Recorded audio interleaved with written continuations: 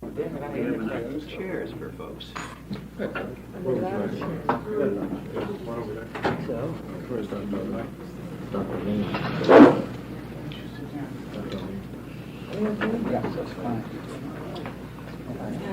Well, we tried to get clear on how many people were coming with you, and I want to make sure we have enough breakfast for everyone. We oversold the house. Oversold the house. So how you doing with it? How's your All family? right. All right. I was kind of looking forward to meeting Carl Rowan this morning. He's not on our staff. Oh. Actually, he writes a column. He writes a syndicated column. But Carl Owen used to be on the Washington Star, our competitor, which folded in 1981. We were able to pick up and print his column, which were. He lives and works in Washington. Yes. Column syndicated. It's good. It was good to see you again. Got two more here, a licensed pool and an unlicensed pistol. We need chairs at any rate. We got some coming. Sonia, we've got some chairs and perhaps some. We'll do our best on food, I guess.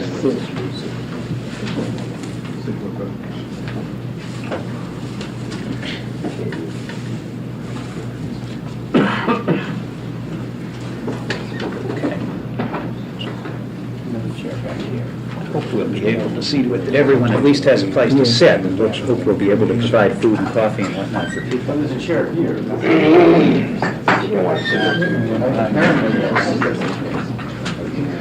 Sure. I'll simply draw out a diagram. That would be simple. Minister Farrakhan, we'd like to welcome you. Thank you for coming, sir. This is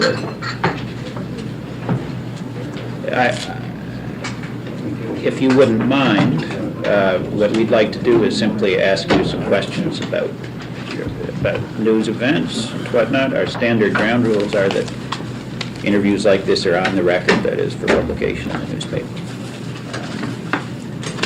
When you were on one of your recent trips to Washington... Sir, if it's all right. Yes. I'd like to introduce those that are with me. At the head of the table, Brother Abdul Wali Muhammad, who is the editor of the Final Call newspaper, and he's also my assistant minister in Chicago. Minister Don Muhammad, who is the East Coast regional representative, and Ms. Ruth Muhammad, who is our assistant here in Washington. Brother Abdul Alim Muhammad, whom all of you know from Washington, D.C.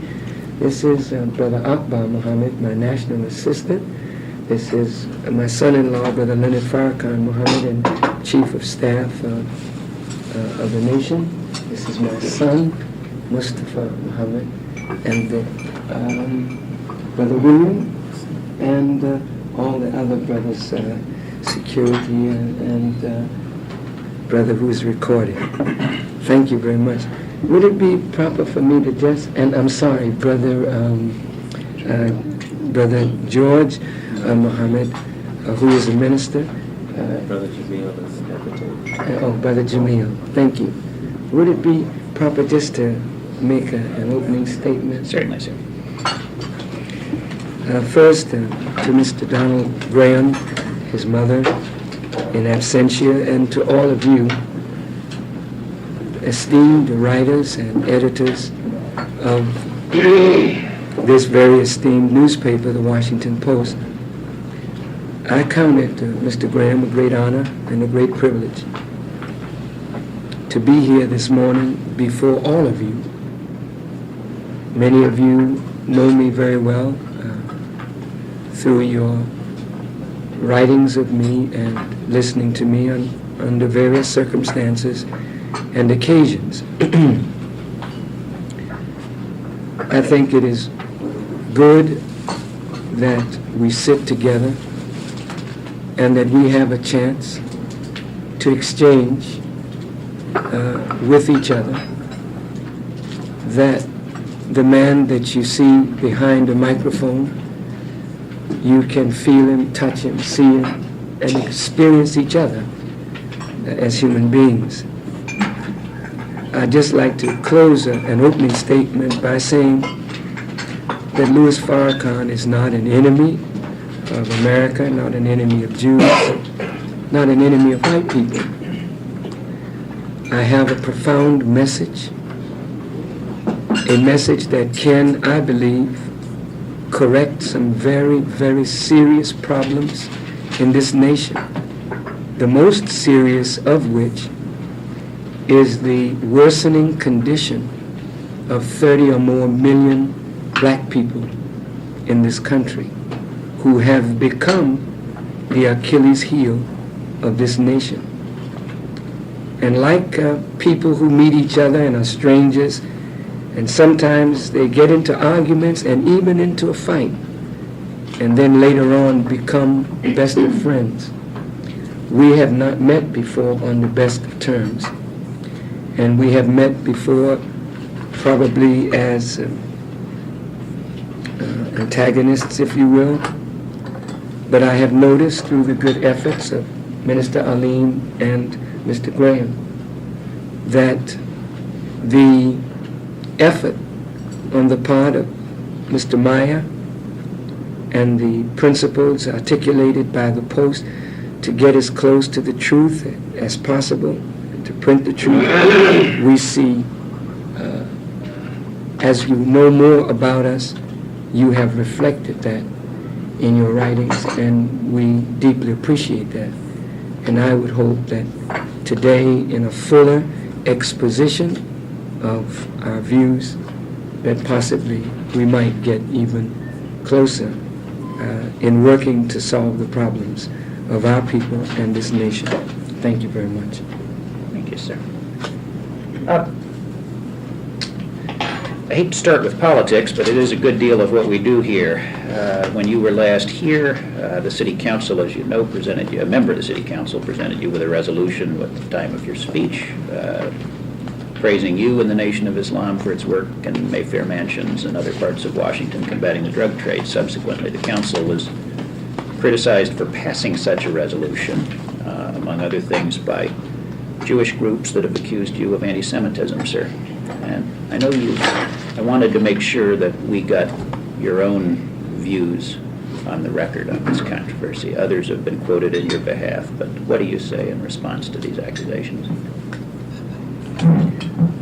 Well, first, I think the Council did a commendable thing because I believe that Dr. Alim and the brothers and sisters who work with him in the Washington area have done a most commendable thing. With drugs as a scourge of this city and a scourge of this nation, it should be interesting to note that Minister Alim went into Mayfair Mansions and Paradise Manor, comprised of nearly 8,000 or 9,000 people, which you know were crime-ridden and drug-infested, and not with money and not with guns, but with a moral authority, has literally, almost completely, ridden that community of drugs, and it is almost completely crime-free. We are not rich people, we are poor people, but with the word that we have been taught by the Honorable Elijah Muhammad, as espoused by Minister Alim, that miraculous result was brought about. And so the City Council should be commended for recognizing that effort. Mr. Bennett, however, in praising those who have helped in the drug program, could not find it in his heart to recognize the good work that Minister Alim and the Muslims have done. Now to speak to the charge of anti-Semitism. to say that Louis Farrakhan is an anti-Semite is an improper and unjust characterization of me. To say that I have been critical of Jews and critical of the state of Israel is true. But I have been critical of blacks, critical of our leaders, critical of Arabs, critical of whites, and yet my own people don't call me anti-black, and Arabs don't call me anti-Semitic, and they are also Semitic people. Then the term is wrong, and it is wrongfully applied. My criticism of Jews should be taken in that light. And criticism, sir, with all due respect, is not necessarily born out of dislike, except for dislike of the person, but dislike of the condition that maybe these persons are involved with. And so when we write and we say that the man is an anti-Semite, and I didn't just come to public attention, I've been in the public teaching for 36 years, and I have never had a record of attacking Jews or Judaism. And I think when you put the whole controversy in context, then you can see it for what it is. But to divorce it from the context in which it first appeared, I think is to be deceitful and hypocritical. Sir, you just said, though, I have been critical of Jews. Yes. Were you referring to Jews as a whole or individual Jews? Certainly, I said some Jews were responsible on the ships that brought our fathers into slavery. All Jews didn't own those ships. Some Jews have been responsible for characterizing black people as clowns and buffoons using the movie industry to get that message over. We don't write textbooks. Who made us as children recite Little Black Sambo and all of these things to older blacks who have had to fight against the imagery of ourselves? Do you think that the fact that some of those people were Jewish is material, or the fact that they were Hollywood producers? You know, it is interesting. It's interesting, sir, that we know how to make the distinction when we feel it is in our interest. But certainly all Muslims are not terrorists. And all those who subscribe to the belief in Allah and wear the name Muhammad and Aziz and Ali are not people who are avowed to harm Jewish people. So when you don't make that delineation in your writing of us, but you want us to be very, very exact when we speak, I think we're holding up a double standard here. And if we are incorrect in what we say, point it out and we will correct it. But on the other side of that, if you are jaundiced and biased in the way you write of us, then please make that correction also. Well, let me follow this up a minute. I don't wish to imply this is the only thing we wish to ask you about, because it's certainly not. But you have been quoted in more than one place, and I saw again in the Washington Times this morning, as referring to Judaism in a certain context as a dirty religion. No, you misunderstood again. I thought that was in the paper, in the tape this morning. You know, if you say a thing long enough, even if you see it written differently, you see it the way it's written in your brain. Let's put it in context. And in your heart. I have said over and over and over again. And this is what, to me, is rather sad, that if in the Washington Post, I notice, you make a mistake, and you have an area in the Post where you print retractions or corrections. We do. And if you print a correction, it is wrong for somebody to keep bringing up the mistake, and never point to the correction. Now, I have said over and over again, I had no reference whatsoever to the religion that Jews practice. Listen to me carefully, please. I said this morning, as it's quoted in the Times, that I was referring to the actions of the state of Israel using God and religion as a cover for what I said was lying, stealing, murder, using God's name as a shield for your dirty religion, meaning you're preaching one thing, but you are practicing another.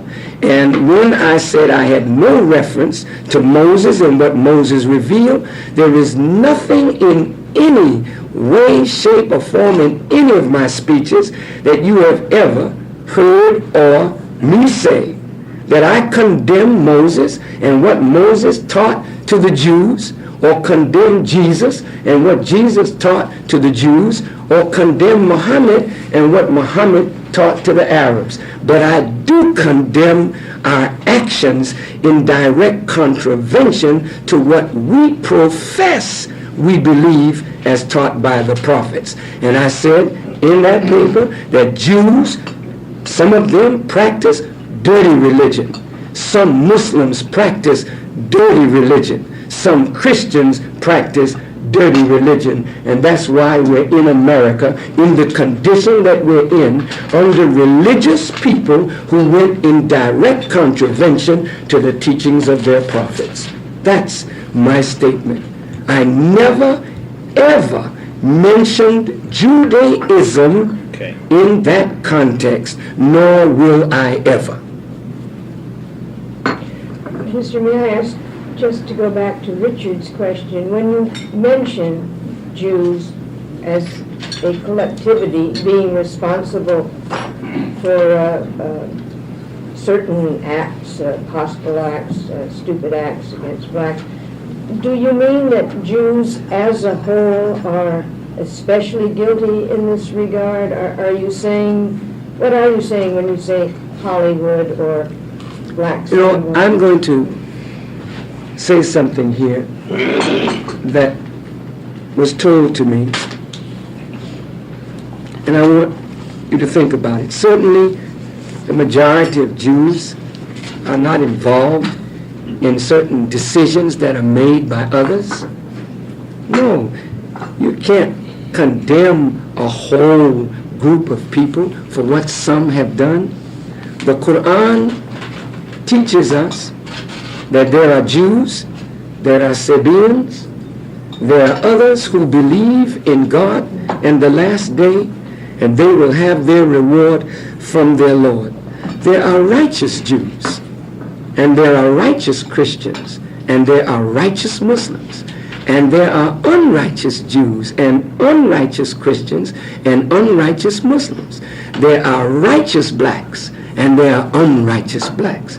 So now, if we're going to get into lumping everybody together, then I think we would be guilty of making an error.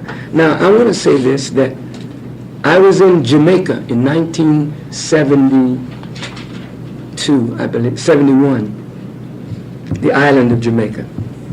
And Brock Peters was on that island making a movie called Lost in the Stars. I had just been on national television on WNET, the education television, because I had made a speech in Atlanta, Georgia in September of 1970 when every black organization and group was invited. And there was a Jewish director, he wasn't the producer, and he learned that I was on the island and asked Brock Peters if I would meet with him, and I said yes. And I went and sat down on the set with this producer. I cannot recall his name at this point, but I can get his name from Brock Peters, or if you would contact Brock Peters, he might recall the man's name. And that man looked at me, as God is my witness, and he said, Brother Farrakhan, he didn't call me brother, he said, Mr. Farrakhan, he said, you seem like a very nice person. It is not you that we fear. Now, just he and I talking. He said, it is your ideas that we fear. I never asked him who the we was. But then he went on to say, there is a group of us who meet in an apartment on Park Avenue, and sometimes we meet in Hollywood, California, and we study trends. And if there are trends that we do not like, and there are trends that we want, we produce through our writers and people that have the same mind. I'm telling you what he said to me. And move the people according to the way we feel the trend should be. I don't know why he said that to me, but that stuck in my mind. And when I look at the scriptural reference to the people, that they are like sheep, easily led in the wrong direction, but hard to lead in the right direction, then those of us who have the responsibility of guiding people, which this paper does, along with government and agencies that teach and lead people, then I ask you, is there some small group that have seen a trend and now get together with writers, with people like persons around this table, people in media, people who write songs, people who write scripts, and begin to move the masses of the people in directions that benefit this small group? Now, I'm sure that the masses of persons don't know anything about this. They are a part of the herding process. And I would respectfully submit that in my judgment, 85% of the masses of the people of earth are victimized by a small clique who use their power and their knowledge to manipulate the masses of the people against the best interests of the people. Is it this group, sir, that you're talking about, the group your friend is a small group of Jews, or have I misheard that? Well, when he said we, and he was Jewish, I do not know whether he meant a small group of Jews or a small group of like-minded persons. And you believe they do actually exert the influence? There's no the question about intent? that. There's no question about that. The results prove that the masses are absolutely being manipulated by those in power. I'd like to give you some cases in point. And I'm saying this not out of a spirit of hostility, but I'm saying this because the future of America depends on our use of whatever talents and gifts we have in a responsible way. Now, when the United States government dislikes someone like Muammar Gaddafi,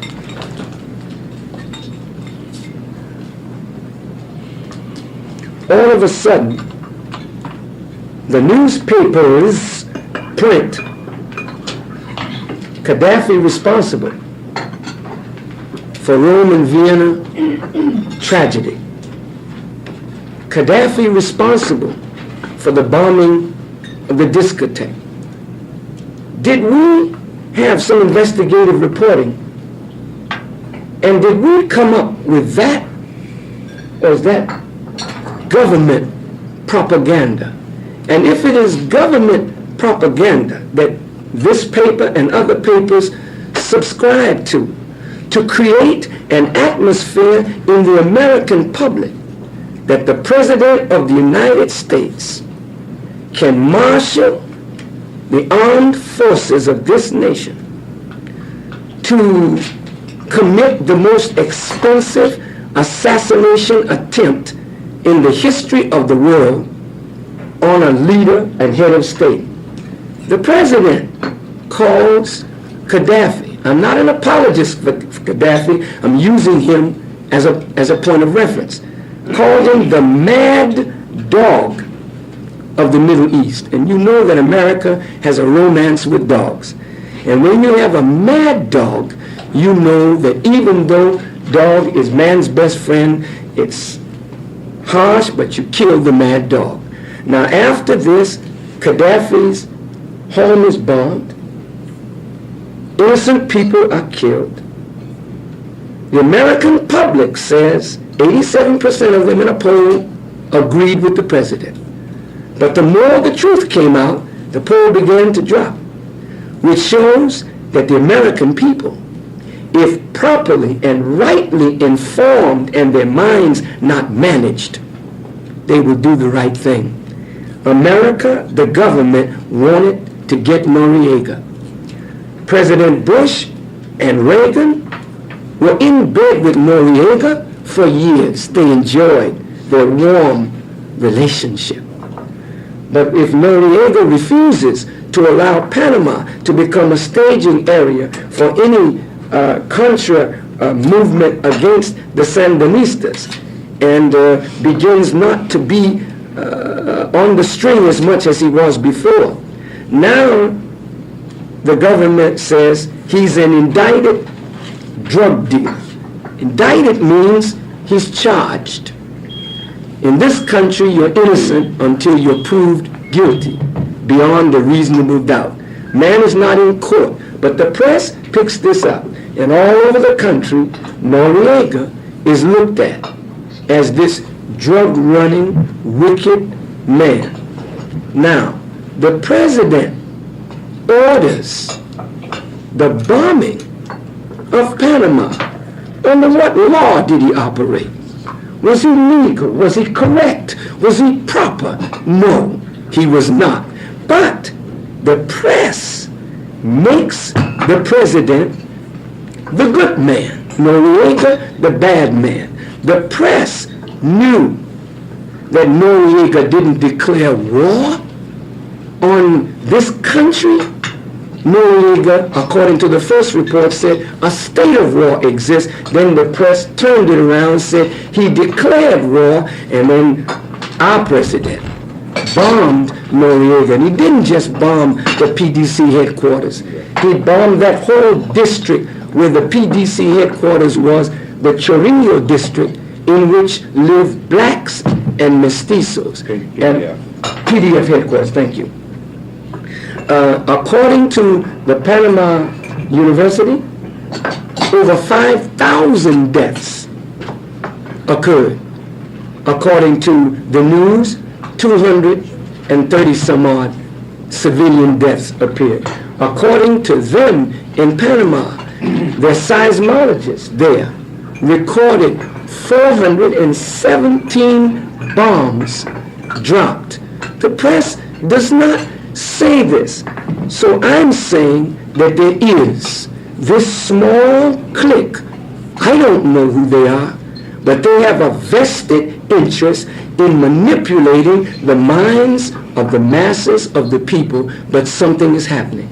And that something that is happening should put all of us on notice. In Eastern Europe, not Mr. Bush, not Mr. Gorbachev, not Mr. Kohl, not Miss Thatcher, not Mr. Ceausescu, nobody could predict the movement of Eastern Europe. And now Eastern Europe is running to catch up to the movement of the people. So there's a new spirit rising that has gone beyond the ability of this clique to manage the minds of the people. I would not be sitting at this table today if what you, not you personally, but this paper and other papers across this country had said of me, if the public were as they were in times gone by, I would be a thing of the past. But nothing that you have said has weakened my support among our people. In fact, my support is increasing daily. And so we are here now. And so we can reason with each other. There is a new spirit in the people. And I respectfully suggest that if this paper is dedicated to the truth, let's be about ascertaining what the truth is, lest we do the people and this nation that is struggling to survive a great disservice. Forgive me for that long monologue. But Mr. Farrakhan, in that regard, if I told you we counted the bodies in Panama, because we didn't believe it. Who's we? The reporters for the Washington Post went around from morgue to morgue and neighborhood to neighborhood and literally counted the bodies because we didn't believe anybody's numbers, government numbers, anybody else's numbers. Would that change your theory about how this No, operates? sir. It would not change my theory. Not at all. What about mass graves? Did you open any? We went to where mass graves were found, and we even traced who the identification of who was buried in those graves were. No. Discovered that they had been in a morgue where they were counted earlier. And two reporters literally spent days doing this because we were concerned about exactly what you're concerned about. We didn't want to believe anybody's propaganda. And you maintain that 232 persons, I civilians, think our estimates are around 300, around 300. government's estimate. Well, you know, if your estimate of 300 is so far from what the University of Panama estimates now, then I would have to say that it's not 300. And if it's not 5,000, it may be somewhere in between. Did you go to Cologne? We went throughout the country. Did America? For this reason. Did America bomb Cologne? I can't remember. But we sent reports everywhere in the country. Sir, I respectfully submit to you. I know you're here to question me. You're here to question me. And I'm here to be questioned. I did not come here to be dishonest with you, because I think that's part of our problem. The hypocrisy with which we deal with each other. If we're interested in getting relations between blacks and Jews and people who are disaffected with their government and people who are being alienated from the system with the system, we cannot affect reconciliation, we cannot affect justice unless we first tell the truth. And if you went to Cologne, sir, and I'm not going to open that up because we'll just leave that and go on to something else, but I'll say this. If you went to Cologne, sir, with all due respect, and you saw bodies in Cologne, and I ask you, did they bomb Cologne? And you say you cannot remember. I respectfully submit to all of you, your president was just in California being questioned about the Iran-Contra affair, and his most oft-repeated words after his name was, I can't recall. Yes, but that's not what Mr. Downey said. He said that reporters from the Post went to different cities throughout the country. He did not, but we had reporters on the scene who did, But because we you were trying to remember, pursue the sir. question that you raised. You remember, sir, the bodies, but you don't remember the bombs. I don't want to carry that point any further. I just leave that. But it says something to me. And I refuse to be dishonest. You can be as you please. You continue to raise your questions. I shall continue to be as truthful as I know how. Did you go to Cologne, sir? No, sir, I did not. Why do you believe the University of Panama, without a name, any person? Historically, our relationship with the press has been that they have distorted the truth. Historically, sir, So how can we ever change that? we have to start. I We thought have you to started start. too. Of course. Okay. Of course. That's why I'm here. In that Washington Times today, I'm saying this, as God is my judge and my witness, when I read that paper this morning, they spoke my words. I recognize my words. And if I'm condemned, let me be condemned by my words, but not what you say about my words. Let my words be the source of my condemnation. And they printed my words, so I applaud them for that. And if you print my words, I will applaud you for the same. May I ask you just Yes, ma'am. back on this question of the... Could I interrupt with a host's question? Can I Yes. get you anything to eat or drink this morning, sir? Yes, yes, sir. Can I get you a cup of coffee? I'd like a cup of tea, please. It's easily arranged. If I may just pursue the question of our We got it. manipulation, or in your view, by the group of people who are manipulating public opinion or trying to. I'm curious as to how you believe it operates with us, say here at the Washington Post. Do you believe that we are in some direct contact with these people, or that we are just being used, or that we are No. part of the manipulators? I couldn't honestly say that. But, you know, there's like a knee-jerk reaction when a person like myself, and you know, as a white person or as a Jewish person, you're not used to hearing any black person criticize Jewish behavior. Not publicly. I don't think you are. I could be wrong. But I don't recall any black person ever being lambasted like Louis Farrakhan as a bigot, as an anti-Semite, etc. Now, I feel that there's a certain sensitivity that Jewish rabbis and I have sat down and talked about, that Jews have and that we have as a persecuted and an oppressed people. And maybe in that sensitivity, there has been a reaction to statements made by Louis Farrakhan as we react to anything that opens a sore with us, like the Rooney thing recently, and the other fella on the CBS, Jimmy the Greek. We're very sensitive, and Jews are very sensitive. And in that sensitivity, I think care has to be taken by us.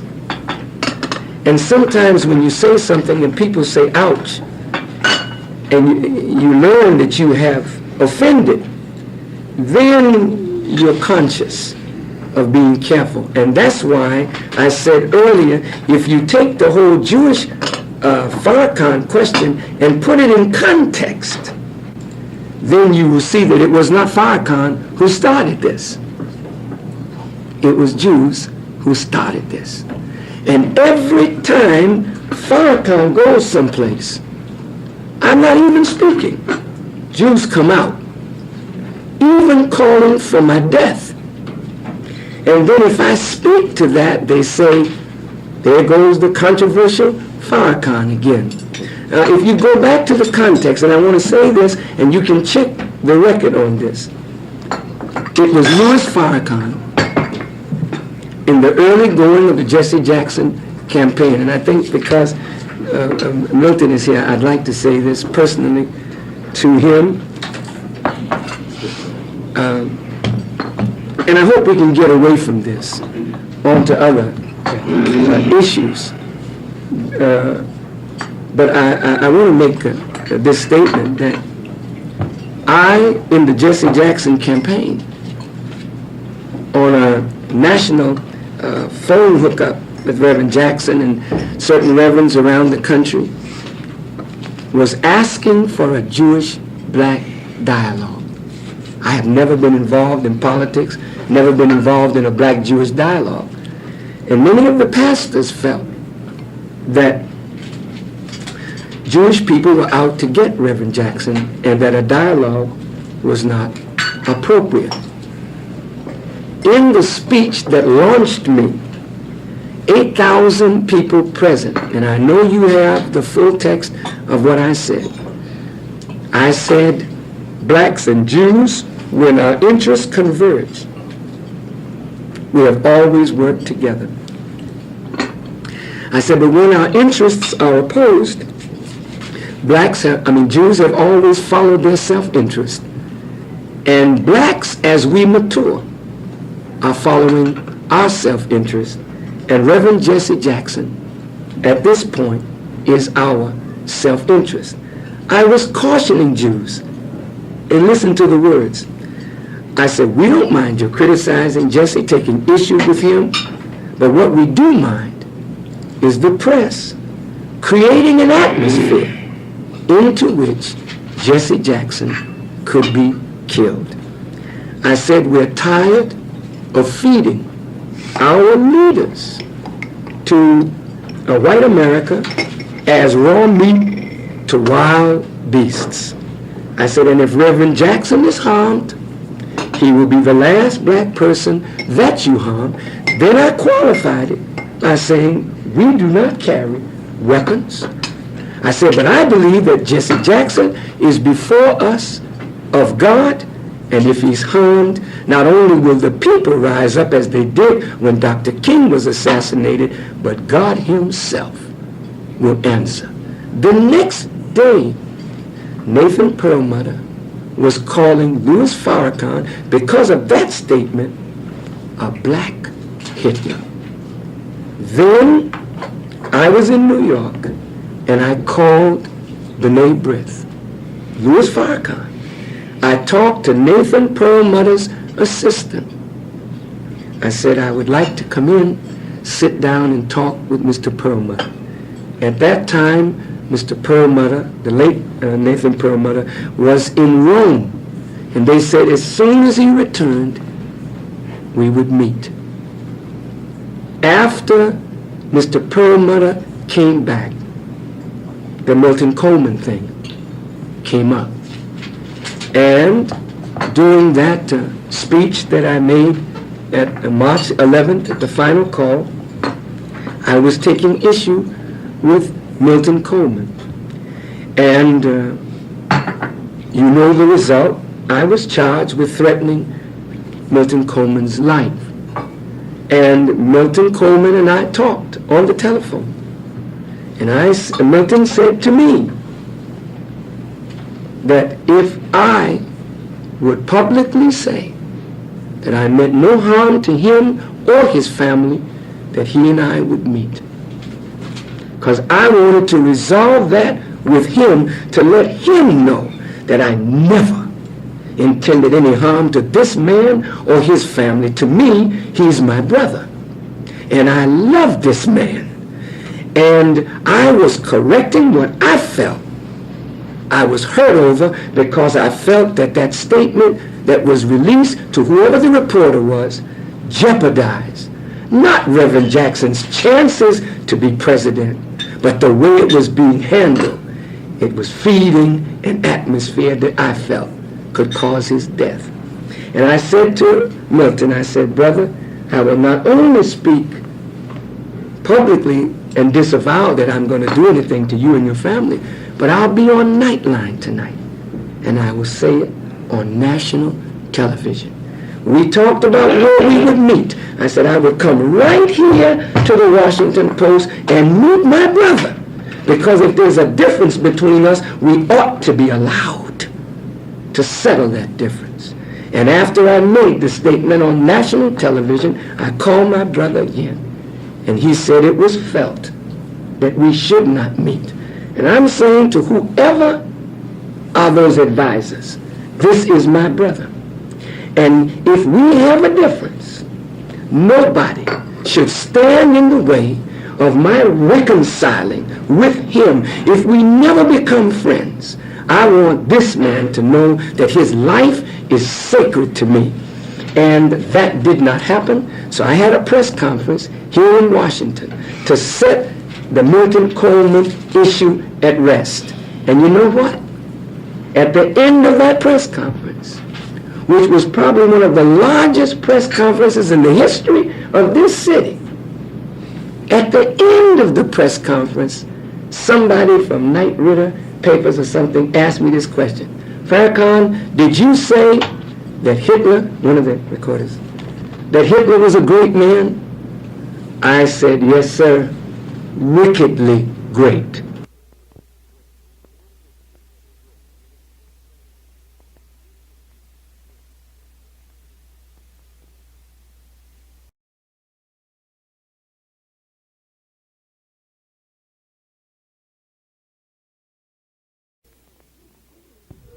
Particularly those that are useless.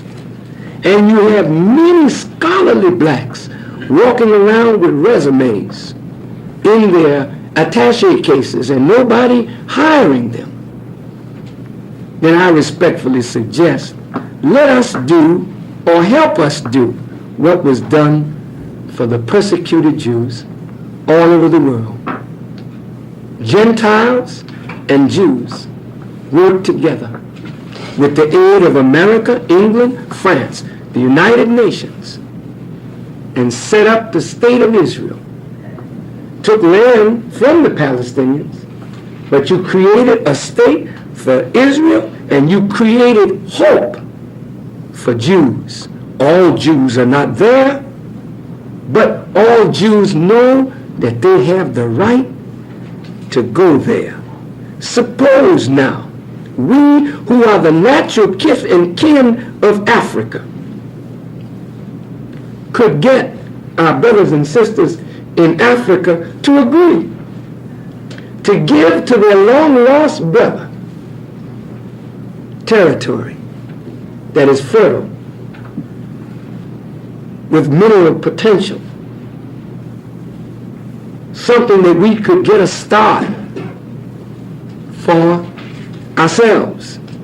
And this government gave us our tired, our poor, our wretched refuse of these teeming shores, the huddled masses yearning to breathe free.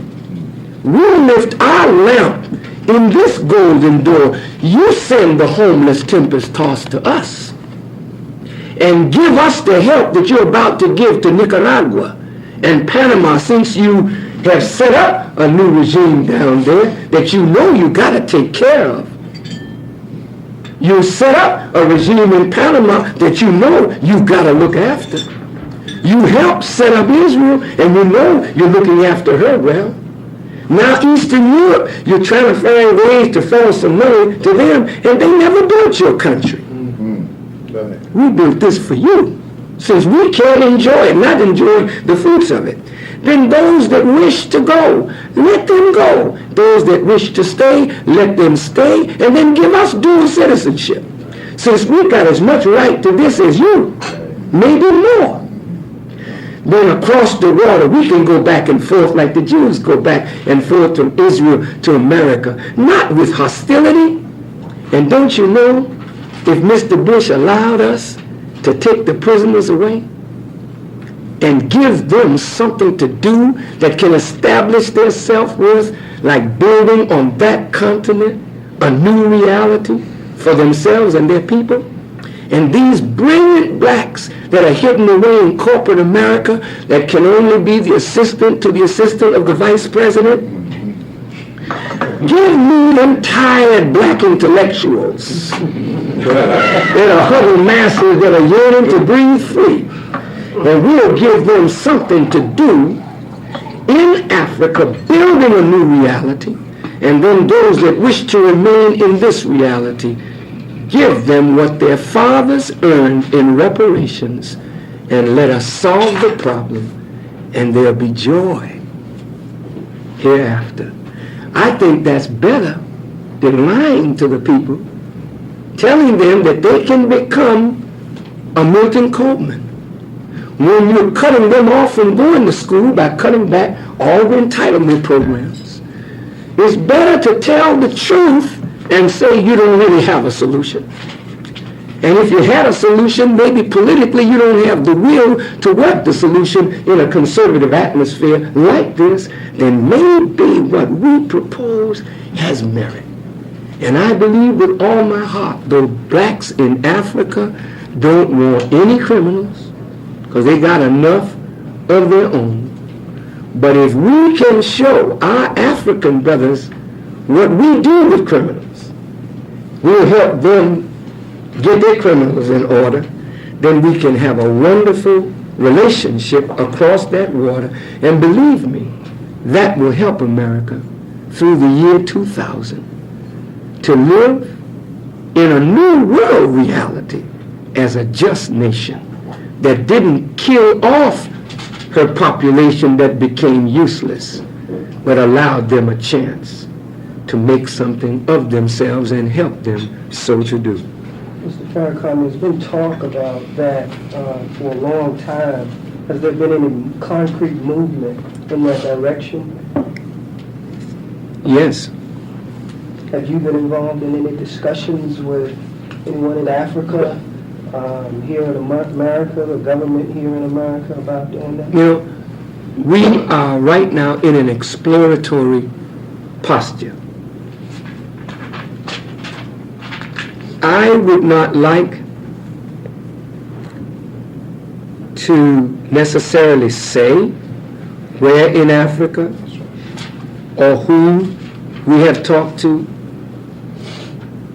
because I am afraid that there are some who would deliberately try, as they probably will now, try to hinder that from becoming a reality. Africa wants black intellectuals. Africa needs black intellectuals to develop that continent. Again, if you go back to the Lincoln-Douglas debates, and I think that's why they called him Honest Abe. And if you read what he said, that man was more honest than you all are today. Because he said, as long as blacks are in America, they'll never enjoy. How many years ago was that? Over 100 years ago, or near. Over 100 years ago. And do we enjoy social equality? He said, I never was in favor of making blacks this, that, and the other. And there's not that spirit in America for us to be that. So Honest Abe was correct. Honest Abe said, perhaps you can be separated and either move to Central America or territory in Africa. Now you might throw up that Liberia was an experiment that failed. But it failed because those persons didn't have the knowledge to go for themselves. That's the difference today. We got that knowledge. Yes. We know how to go for ourselves. All we want to do now is the chance. And I respectfully say that if I were allowed the freedom to teach black people, unhindered, then give our people a chance to vote on whether they would like to be separated. You never offered us the chance to vote as to whether we wanted to be citizens. That's right. You just made us that under an amendment of the Constitution, but America has never amended the condition that slavery imposed upon black people, not to this day. And every black leader who sincerely tried to amend that condition, the government killed that leader, destroyed that leader's organization, deported that leader. And that is sad. And right at this very moment, this government sees Farrakhan as a threat. And they have, through the Anti-Terrorist Division of the Justice Department and the IRS and every other one of those letters, they are working seriously to get Farrakhan. And I'll close by saying, you know, Mr. Bush, the president, I think a week before he was elected, was standing before the Simon Wiesenthal Center in Los Angeles. And he pledged his support to Israel. And then he turned around and said that he pledged continued support funding the Justice Department in their vigorous investigation and prosecution of anti-Semites, whether they wear brown shirts, white shirts and bow ties, whether they live in Skokie, Chicago, or Brooklyn, the villain is the same. And I don't think they were talking about Senator Simon, who wears white shirts and bow ties. That to me says that this president has in his heart for me what Reagan had in his heart for Gaddafi. And I'm saying that's a mistake. Through the Washington Post, I'd like to say to Mr. Bush, that would be unwise. And it is unwise. Because you, Mr. Bush, are in the position of a modern Pharaoh. And Pharaoh lost his army, his government, and his power over his rejection of an honorable and just solution to the problem posed by the unwanted presence of the Israelite slaves. And so it is today. What is it you think Mr. Bush is threatening to do to you? Well, You think he's threatening to investigate and prosecute? Is there an investigation going on? I believe that there is continuing investigation, and I believe that Mr. Bush and those who fear the rise of black people see me as much today a threat as they saw my brother, Martin Luther King, when he made that speech, and a really innocuous speech, in Washington in 1963, where he hoped that black and white and Jew and Gentile, Protestant and Catholic would get together. The next day, J. Edgar Hoover received from his staff people a memo saying that Martin Luther King Jr. was the most dangerous Negro in America. And then this government, through the Justice Department, investigated Dr. King vigorously. And I doubt that the government can escape culpability in that man's assassination or in the assassination of Malcolm X. And I firmly believe that they have something similar in store for me. When I left this country in '86 and was arrested in London, England, at the airport, because I'm persona non grata in London, England. They arrested me and kept me in the airport for 14 hours, put me in a police van, took me to the airplane, took my passport and gave it to the pilot with a note to surrender it to Nigerian authorities. And when I got to Nigeria, of course the pilot had heard me at Madison Square Garden, came and gave me my passport and gave me the document. And when I got to Nigeria, I spoke to the law school. And as I was about to address thousands of people in Nigeria, the Nigerian Armed Forces and Police ringed the National Theater and would not let us speak. And I later learned in my travels that the CIA operatives in Africa were spreading the news that Farrakhan was a communist masquerading as a Muslim and had come to Nigeria to exacerbate the tensions between Christians and Muslims because Nigeria had joined the Organization of Islamic Conference. And that was the furthest thing from my intentions. And when I got to Ghana, I was asked if my security wanted to carry weapons. And since we never carried any weapons in America, we refused to carry any weapons in Africa, but there was a threat on my life there. And I respectfully say that, as I said for Jesse, it goes double, triple, quadruple, quintuple for me. I am not before you of myself. And if I were, you would have done away with me a long, long time ago. But you should know by now that there is more to this man than what meets the eye. And if I am treated by those Jews who hate me and by the government that hates me in this consistent way, you will bring down on this country the same thing that was brought down on Egypt, Babylon, Sodom, and Gomorrah. And if you doubt it, then let us wait and watch and see.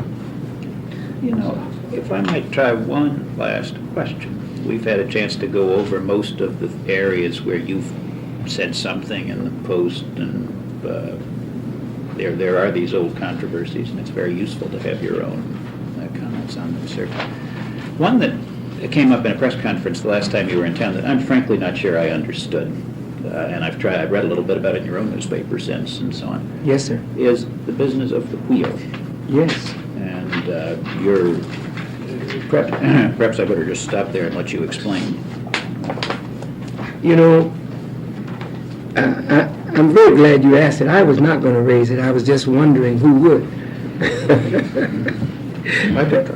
You know, Louis Farrakhan, in teaching in the black community for 36 years, is not known to be a nut and is not known to be insane. And if you have psychiatrists and psychologists in here examining me and my word, I'm sure you could attest to the veracity of that statement. But I'd like to just read something before I say what I said.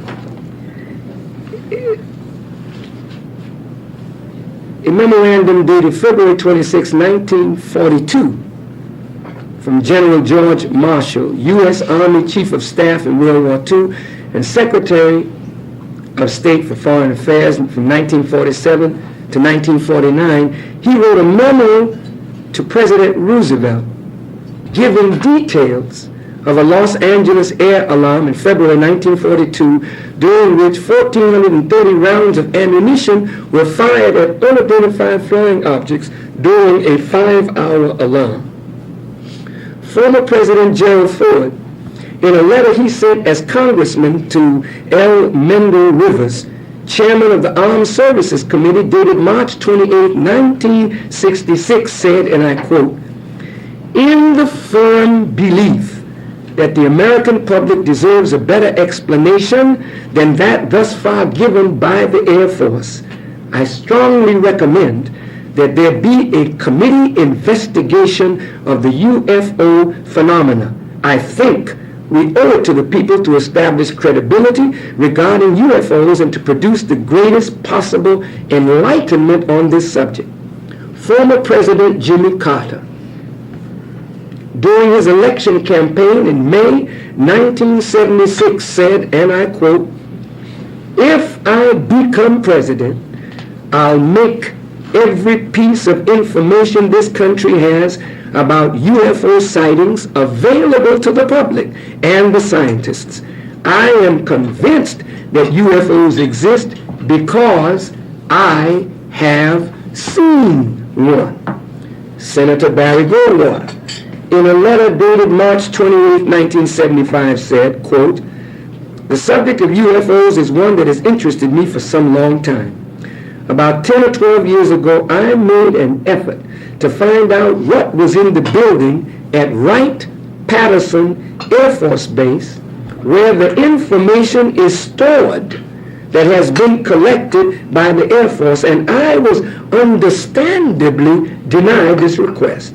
It is still classified," listen to the words, "above top secret." Not just top secret, but above top secret. "I have, however, heard that there is a plan underway to release some, if not all, of this material in the near future. I am just as anxious to see this material as you are, and I hope we will not have to wait much longer."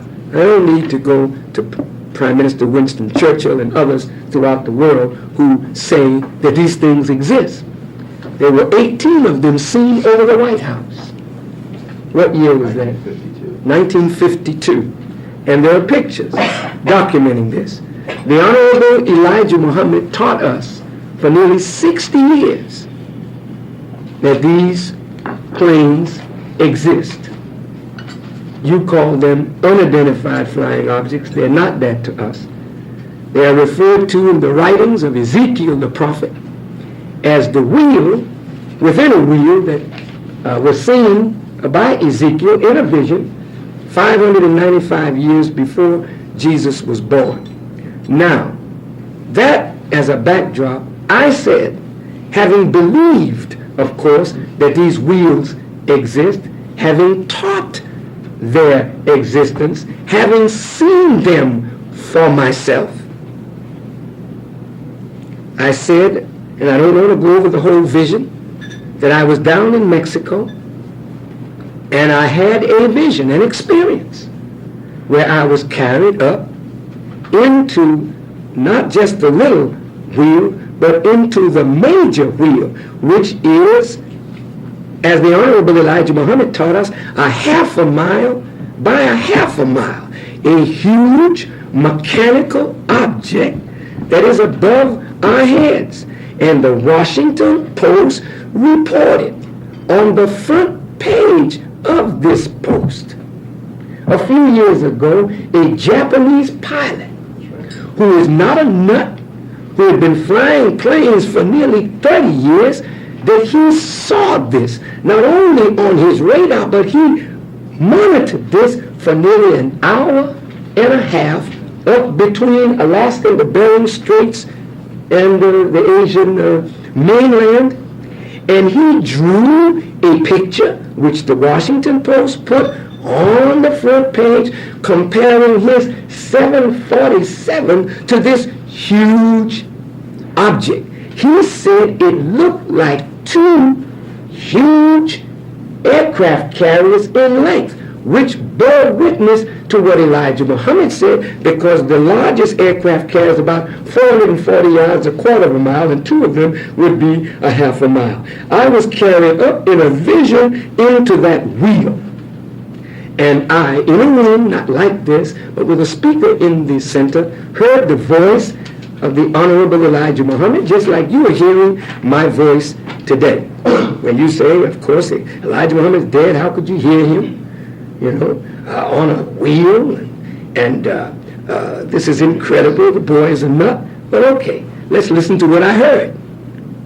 He said, to me, President Reagan has met with the Joint Chiefs of Staff and is preparing a war. I want you to hold a press conference in Washington and tell them his plans and tell them you got it from me, Elijah Muhammad, on the wheel.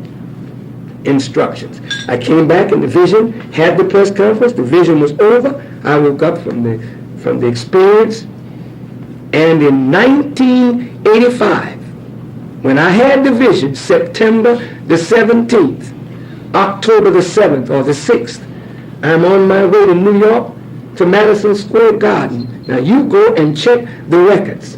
Traveling from southwest to northeast, there were 15 squadrons of 4 of these wheels in a squadron. That's 60 of them flying from southwest to northeast, reported on a national public radio out of Tucson, Arizona. The Army, not some deluded crack addict, but the Army followed the plane in planes and helicopters or whatnot, and they reported this. After I had the press conference, I said, before this thing gets cold and you get a chance to call me a nut, you'll see them over the major cities of America. I hardly got out of the city, and the next day there was something hovering over Washington. I know it was a meteor. I understand, you know, it was swamp gas or something. Then you saw one the other day traveling from north all the way to Florida. It was seen, of course, it was a meteorite, but it wasn't falling. It was traveling horizontally. You can fool some of the people some of the time, but you can't fool all of the people all of the time.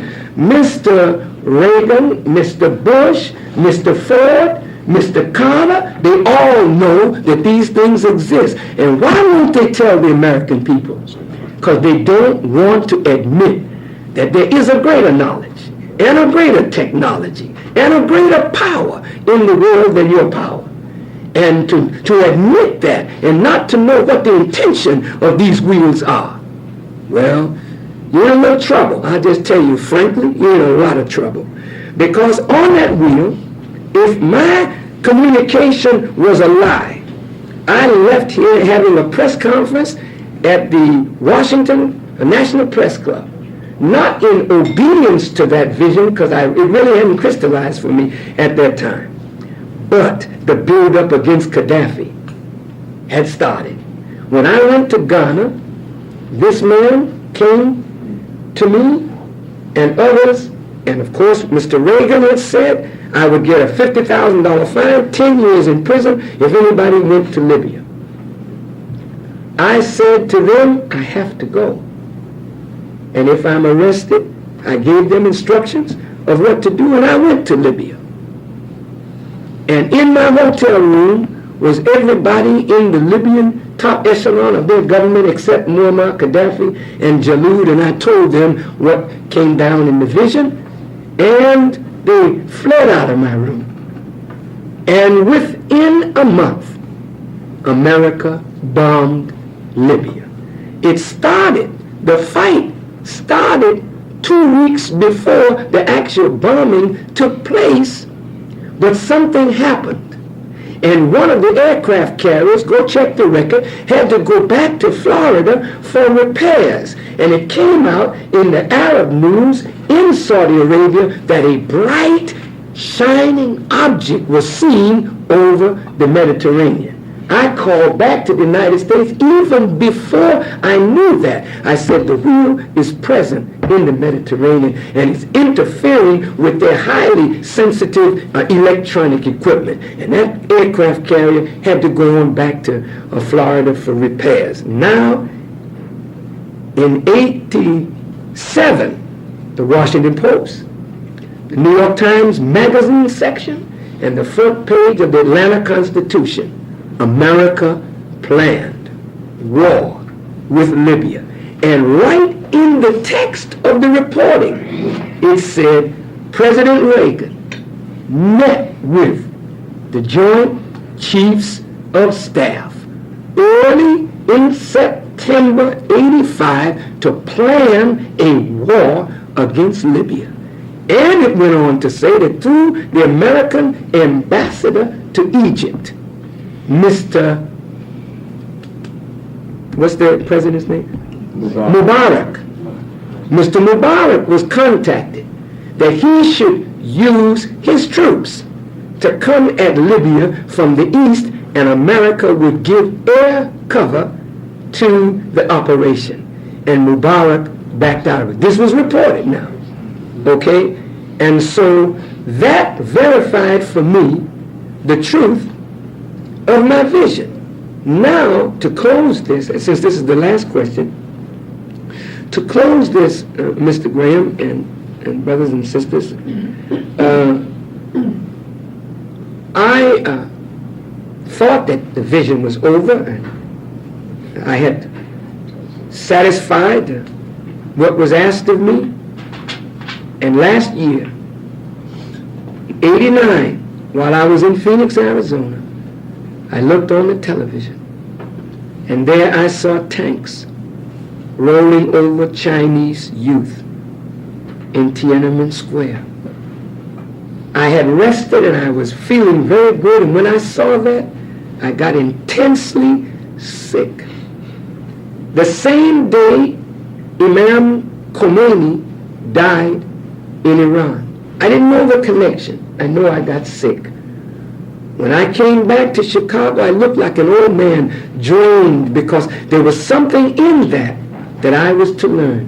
This man right here, who is not only the minister in Boston, Massachusetts, and the East Coast representative, but this man has been honored in Boston by the mayor, the police chief, everybody in that city as an upstanding, outstanding citizen.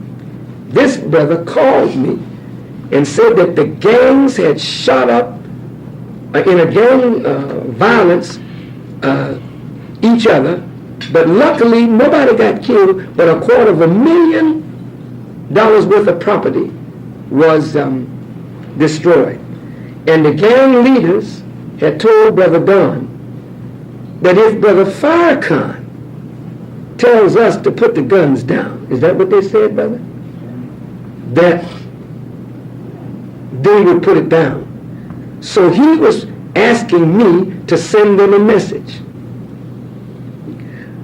When I put the phone down with him, I started thinking, I said, well, I didn't tell them to pick the guns up. Why should I tell them to put the guns down? And knowing that I'm under this kind of investigation, I thought that that was really a trap. So you called me back on at least 2 occasions to get the writing. And then I came out, as I started dictating this letter to my secretary, the strain started coming off of me. And in that, I said that there is a war being planned against black youth by the government of the United States under the guise of a war against drugs and gangs and violence. Still doesn't dawn on me now a connection. I go back out to Phoenix, and Mickey Leland is killed in a plane crash in Ethiopia. Something strikes me. I don't know what it is, but I'm made sick again. And finally, in September, on my 36th wedding anniversary, I get a call, and somebody says to me, a happy anniversary.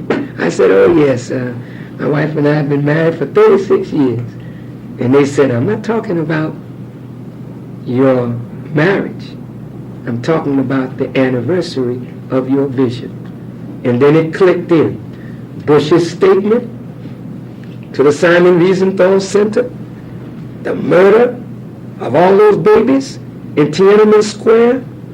President Bush never took a strong stand against that slaughter, not to this day. And right after the slaughter, he sends on a secret mission, Scowcroft, I think, and others, into that area. The Senate, the Congress is coming down on China, but not Mr. Bush. Why? I asked. Then I said, it's a ratio and proportion. As Gaddafi was to Reagan, Farrakhan is to Bush. And then I went and held the press conference right here in the city. And I charged Mr. Bush with hatching this kind of a plan. Now, mind you, when Mr. North was in the corner of the White House under national security, it was exposed what? That there was a plan, what is it called? The Federal Emergency Management Administration. Federal Emergency Management Administration. And in this plan, they're talking about what? If blacks rise, what do? You know, put them in concentration camps, etc., etc., etc. Now, Mr. North, of course, is working on national security. The demographers say, right in the press here, that black birth rate is increasing. White birth rate declining. In less than 100 years, blacks could be equal to or majority. My mind goes to scripture because that's my orientation. Pharaoh said, let's deal wisely with them. Had a plan against Jews. And every Jew in this boardroom knows that according to the scripture, that plan was to kill all the male children of Israel and spare the female. And you look at black America today and tell me if there's not a plot. 25% of our black youth in prison, black males destroyed in the cities that fill the armed forces. The women are the aggressive ones. The women in college, the women in business, the women moving ahead, but the black man crushed. And so I maintained that what my father and teacher, the Honorable Elijah Muhammad, was revealing to me and telling me to reveal to the world was not only the plan of Reagan, but the plan of Bush. And then Mr. Reagan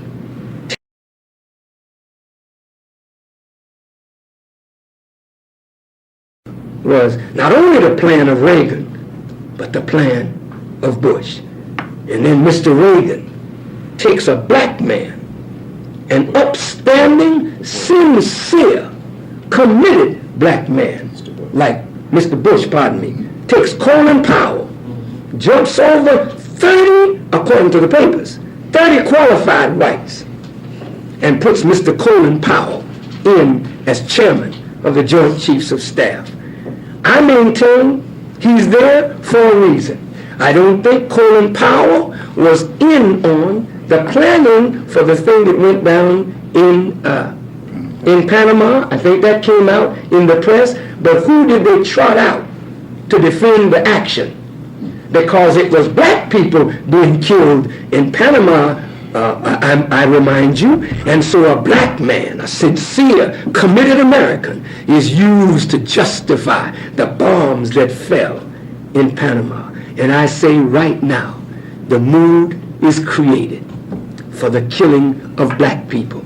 Now the National Guard is in place because the police say they don't have enough firepower to fight the gang activity, the drug activity, the way the press has handled the Night of Wilding and the Michael Stewart and all of the movies that are out on Death Wish 1, 2, 3, and 4. The public now is seated against the young black men. And as we kill each other, the police are killing us day and night. Well, is there a plan? I believe there is. And I believe that what was revealed to me on that wheel, that it is the truth. And I'm saying to Bush, and I'm saying to America, don't go that way. Because there is a bigger power. And you're going to have to answer for everything that you do, not just to black people, but you're going to have to answer to little white America, who is getting increasingly fed up with the lies fed to the public by government. And when you start seeing these planes over the major cities, and you can no longer say it's swamp gas or a meteorite or this, that, and the other, what are you going to tell the American people then? And when they demand that you open the files, and when this record of all these presidents is brought to bear on this, what are you going to say? And how will you ever repair the damage done to the confidence of the American people? And will you be able to stave off the revolution coming from the whites in this nation as Ceausescu couldn't? Neither will Bush be able to. I say we're in a serious time, a serious condition, and I pray God in the name of his servants, the prophets, and I pray that he, God, will open your hearts to what I have said in the manner in which I've said it, and I pray that we, as intelligent, reasonable, sane human beings, will see what is at stake here and stop demonizing me and let me do my work, and let's sit down and map out a strategy to save black people and possibly to save this nation. May God bless you all. Thank you, Mr. Graham, on behalf of all of us, for the privilege, the opportunity to sit at this table with you. Thank you, Minister Farrakhan. Thank you. Thank you for coming.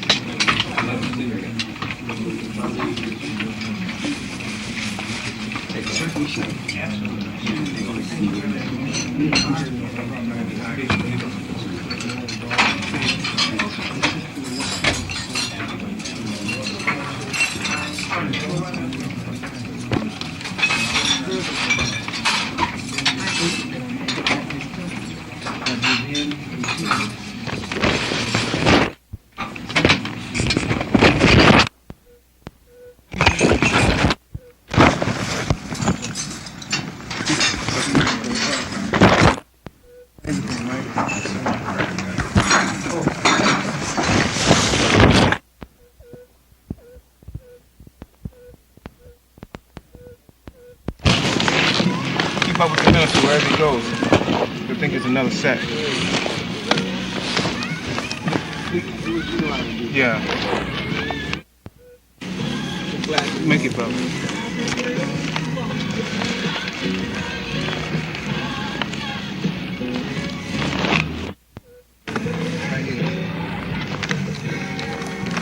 Now what you do after you do that, let that car get in. Let's put a limit. You got to get in. He's over like this. He's over now. Let him get in. Where's Berlin at? Huh? That brown car, the brown dot. Is that Leonard? I don't know, but we don't want to be not